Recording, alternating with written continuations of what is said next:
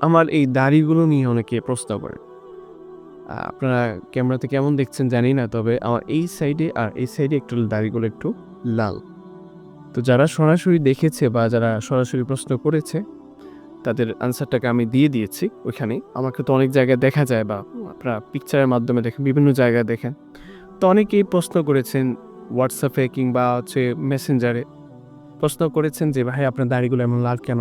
আপনি কি কোনো রং করেছেন কিনা বা ডিজাইন করেছেন কিনা?"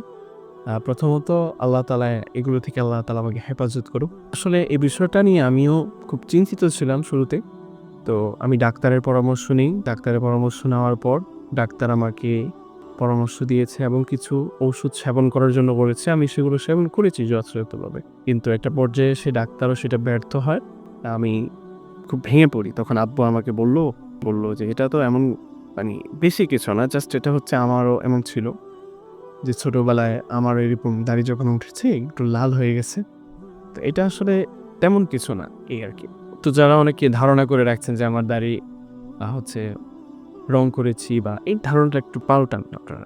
অনেকে অনেকভাবে প্রশ্ন করছেন যে, দাড়িগুলো লাল করেছেন কেন? বা এটা কি স্টাইল নাকি? এরকম প্রশ্ন করছেন। কিন্তু এটা আসলে এটা এইভাবেই উঠেছে।